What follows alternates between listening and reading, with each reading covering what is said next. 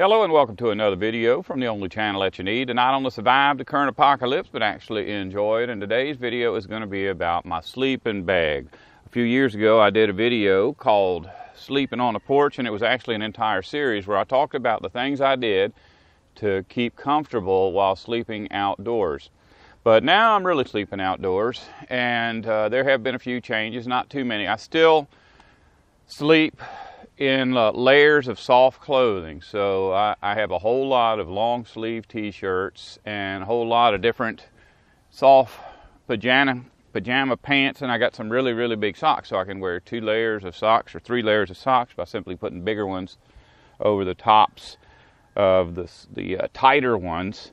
And also, when you are sleeping outdoors in the cold, you need to tuck your pants into your socks and your shirts into your pants and your pants into your shirts until all of your layers are tucked in, because you cannot sleep when your t-shirts are up around your chest, especially if you're wearing 4 or 5 of them. But in any case, I live in the deep south, and this year we haven't really had a winter. We had 28-degree weather, which is the first time we experienced freezing 2 days ago. But and I wanted to wait until we got weather like that to do this video, but it was so windy and so cold and so dark that I couldn't do the video. And now here we are, day 2, and it's probably close to 70 degrees out here. I actually came out in several layers of clothing to demonstrate that to you, but it was so hot and miserable that I had to take all of them off except for the 1 layer, and I'm just wearing a short sleeve t-shirt right now. For most people, this is a really good idea in cold weather too. I actually don't wear a knit cap to bed anymore because my hair is really thick, and almost any cap I wear is going to fall off within a few minutes of going to sleep. So this is mostly just for fashion.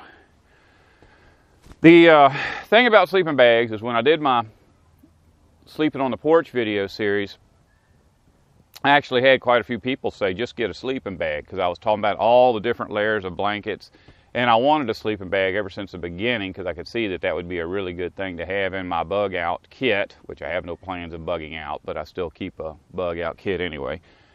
But the sleeping bag that I ended up getting is so wonderful that no matter what, I always use it. And immediately after getting the thing, I got one for my wife because she wanted one too when she saw mine. And I guess initially I had plans on buying several of them because I knew that they wear out, and I knew that sometime we might have company or might be really bad weather, or I didn't want to have to be moving sleeping bags around. So I have one that's on my porch and one that's in here, because there are days when it's time to go Betty bye and it's pouring down rain and lightning and thundering and all that, and I can't get to my tent. So even if I don't make it to my tent, I get to sleep in a sleeping bag. I initially found this thing. It was $100, and I waited until it went on sale. I found it went down to $95, and so I bought it. And I got it home, and I slept in it, or I actually didn't even get to sleep in it. I set it up for sleeping. And I noticed that the zipper had an area where it was not sewn to the sleeping bag that was about that big, and I knew that that was trouble. If I'd zipping that up and putting any kind of pressure on the bag, it was eventually going to tear until the whole zipper was out. I didn't even bother messing with it. I put it right back in the box, and I brought it to Walmart, and I got my money back. And this is the coolest part. I decided to go ahead and buy another one because I did like the bag. It's just that that one was defective. So I went online with my money that I got from Walmart, and I ordered another one. But they were no longer $95. They had gone down to $65. So that day I ordered 3 sleeping bags, and I got them in, and no regrets whatsoever. In fact, I hope they're still $65, because ever since I bought these things, I've been planning on buying more of them. What you're looking at right now is the front of the box that my sleeping bag came in. You'll notice on the top right corner it says big and tall. If you are big or tall, you need to take that into consideration, because a standard size sleeping bag may not be comfortable for you. They do make children's sleeping bags. You may want to go ahead and just get your children a standard size sleeping bag, because a child will normally outgrow the bag before they wear the bag out. But if they've got a standard size sleeping bag, they'll get a few years of use out of it even after they become adults. On the left-hand side, you'll notice that it has a Coleman comfort rating of -5 degrees Fahrenheit. There really isn't anything to guarantee that this rating is consistent even within a manufacturer, but I can tell you that that rating has nothing to do with the real world. If you were to climb into this bag with nothing else to protect you at -5 degrees Fahrenheit, you would probably die. Now, even though that number is useful if you're buying a similar product, it's not useful when you're comparing between manufacturers. In other words, one manufacturer's rating system is not going to be the same as another manufacturer's rating system. This number is really of no use whatsoever unless you're buying within a certain product line from a specific manufacturer. In other words, if you've got it in your head that you want a mummy bag and you want it to be synthetic and you want it to come from this particular manufacturer, then the number will be good at representing which bag is warmer or colder than the other, but it isn't going to be accurate. And it probably won't be accurate between different product lines. In other words, if you get a rectangular bag from this manufacturer that is rated at exactly the same rating as a mummy bag from this manufacturer, you're still not going to have consistency. This is only within a product line by a specific manufacturer. If you use a sleeping bag in -5 degrees, it will work as long as you're wearing about 6 layers of clothes and you got 6 blankets under you and 6 blankets on top of you, because this thing is not going to get you down to -5 degrees. I did do some experiments just to see, and completely unclothed, I climbed into my sleeping bag when it was 41 degrees and I felt comfortable all night long. That's at 41 degrees. I did that again when it was 39 degrees, I think, and I was uncomfortable. So for at least for that day at 41 degrees, this is a good sleeping bag. But there's other things that you need to take into consideration with one of these. The way that a sleeping bag works is that it's fluffy. It's not the sleeping bag that keeps you warm. It's the air that's encapsulated in the fibers that keeps you warm, because the air is your big insulator. So what that means is when you're laying down with that sleeping bag over you, the sleeping bag, which is about that big, is keeping you warm because of its fluffiness. But that is not true for your back. Your back is going to compress your sleeping bag down till there is no air in there, and it almost has no effect. Now out here, I'm sleeping directly on the ground. I tried at one time to sleep on a great big pile of blankets, and I got rained on, and they all got wet, and I hung them up, and I ended up sleeping directly on the ground, and I've never gone back to sleeping on top of anything since, except right about now. Currently, it is almost the end of winter, and I'm just now starting to feel the cold on my back, and the reason for that is due to a property called thermal lag. Just a quick explanation, not scientifically accurate. What thermal lag is, it's a property whereby it takes time for heat to move from one object to another. So say we have 2 equally massive objects, one is at 100 degrees and the other is 0 degrees, and we put them in a sealed system. Eventually you'll get 2 objects that are 50 degrees, but that takes time, and the more massive something is, the longer that takes. Well, the Earth just happens to be one of the most massive things around. So it takes a very long time for the heat of summer to heat up the ground, and it's equally true that it takes a long time for the cold of winter to cool the ground. So when that happens, you may need to have something like this under your sleeping bag. Since I sleep in the deep south, it's very rare that I need anything like this, and I really don't like these because they're very slippery, just like the floor of my tent is very slippery. So within a few minutes of putting this under my sleeping bag, it's not going to be under my sleeping bag. Now I know that somewhere somebody has figured out a very simple solution to this, but for me it's simply not a matter that I'm concerned with, so I never use one of these. Now we're going to go ahead and take a look at how this sleeping bag works and why some sleeping bags are better than others. When I come out here at night, I don't want to have to go through a whole lot of work to get my sleeping bag ready, and you don't want to climb in it all messed up with your blanket sitting on the side or something, because it's just so easy to unzip the bag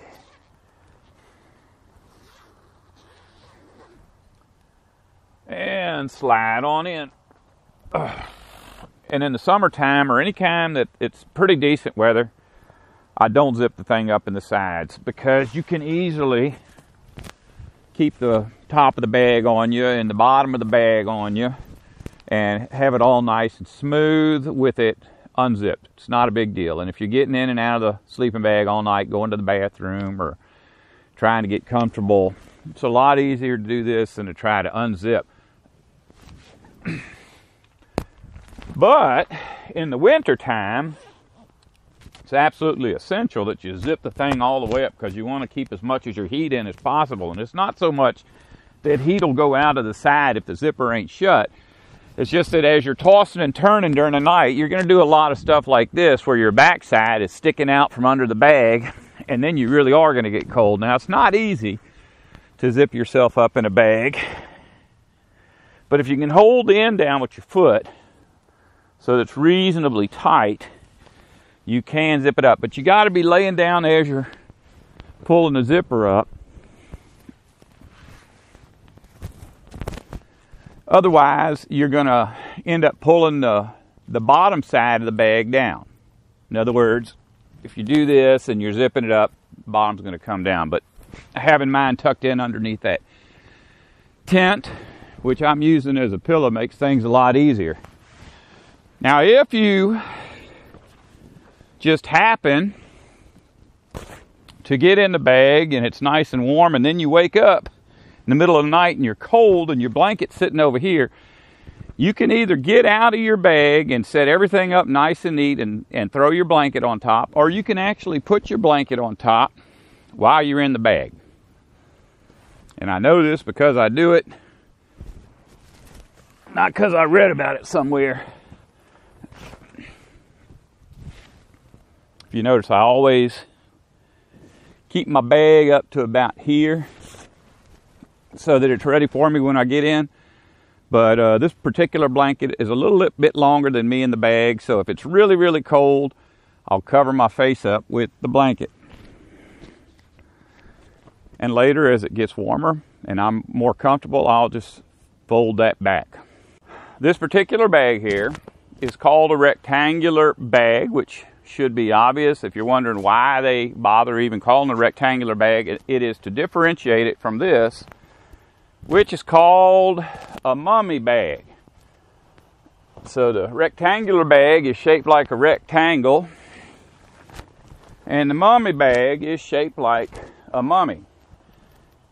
And it actually makes you feel like a mummy too. Very restrictive. I don't like it. I'd never ever sleep in this, but it is very warm, and it will serve you in an emergency. And if you got a visitor at your house during an emergency and they're in reasonably good health, then it'll serve them. They'll have no problem with it. They may even like it better than a regular bag. But I'm going to show you why I don't like it. Now, I'm 6'4", and so I got an extra long mummy bag. But the problem isn't the length. It's the way I like to sleep. I like to sleep with my arms crossed. And on a tall person, this distance is longer than on a short person. And I like to sleep like this. And it just is too tight in here for me to do that. But I'm going to get in and show you anyway. Once again, you need to push down with your feet and pull up with your fingers on the zipper.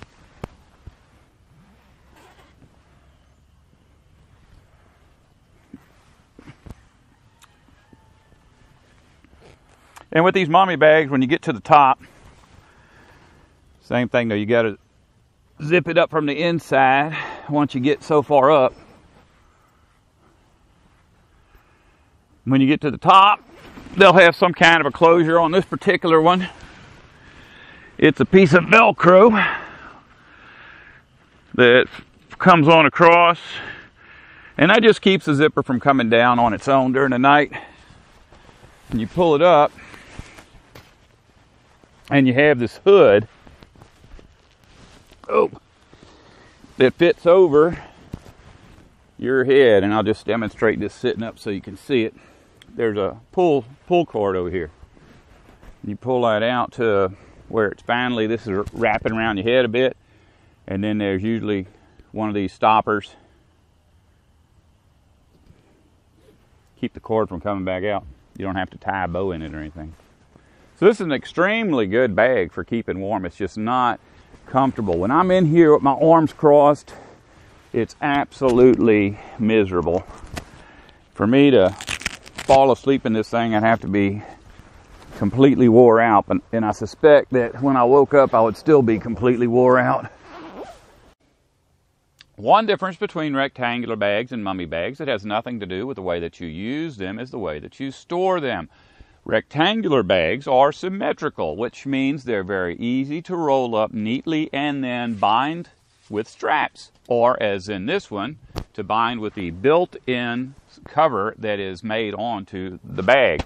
But with mummy bags, they're not symmetrical and they don't lend themselves to being rolled up neatly, so most mummy bags come with what's called a stuff sack. And you really don't have to do anything special to get your mummy bag in there.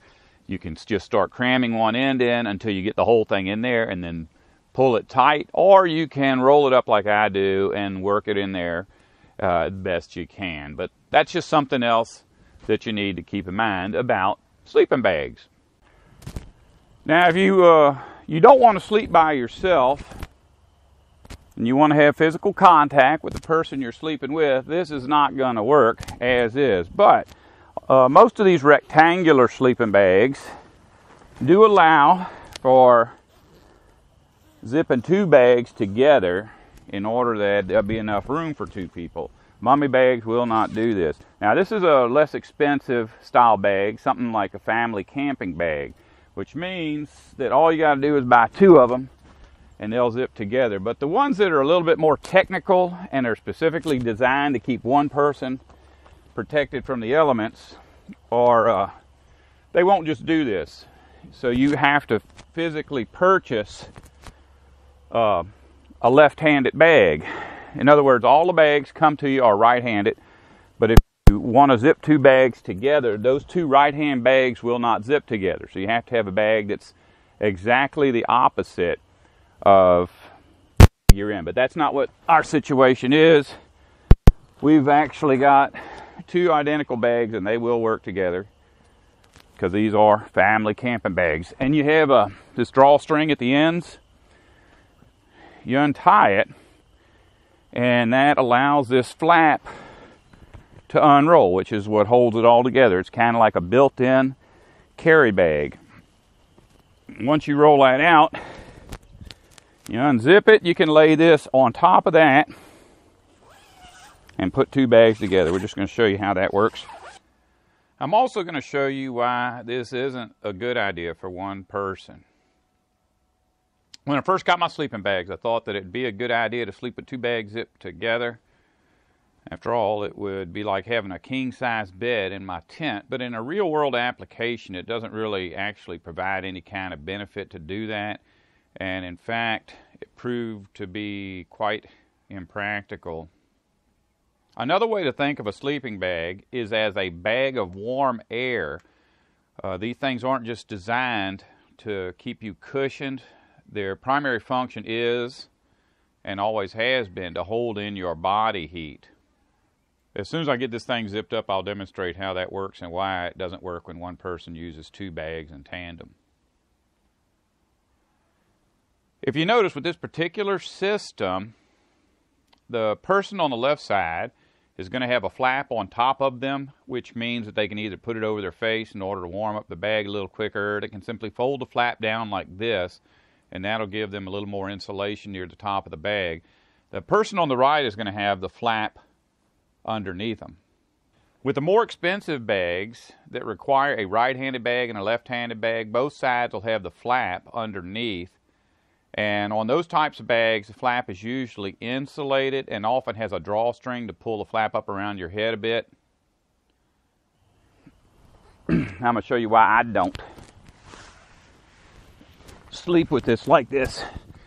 First off, in the summer in general, I don't sleep underneath anything. But in the winter, when I do sleep inside of the bag, I want to keep warm, which means I want to stay in my warm spot. So if you're zipped up in a single bag, you're going to be in a warm spot.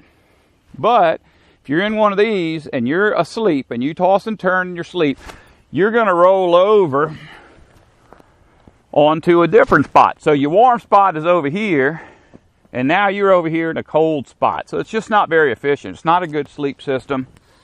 Great if you got a partner that sleeps with you.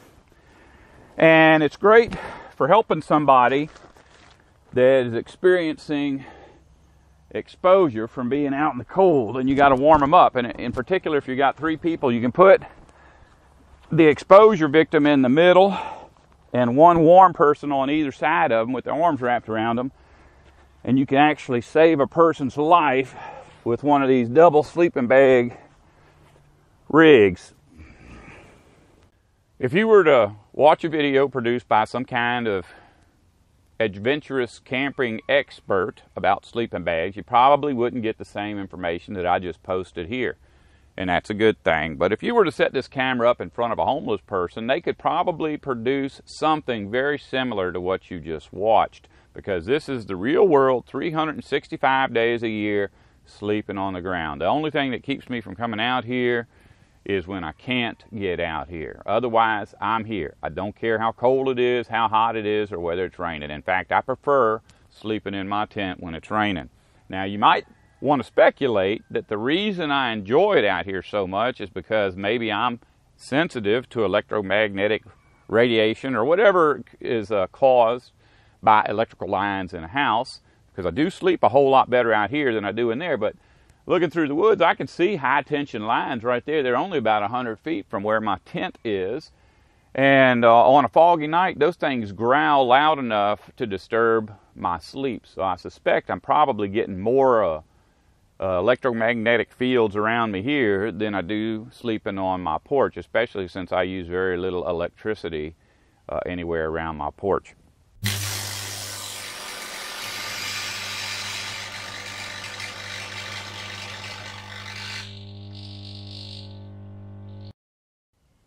This empire that we live under is headed for its collapse. Just like the previous empires all had a collapse, we're going to have one too. And when those collapses come, usually resources go away that people are used to. And a lot of people are probably going to end up sleeping outdoors, or at least sleeping without electricity for part of that. And so I think that the information you're listening to here is going to be very important in the very near future. But, as always, if you don't want to survive, don't listen to me.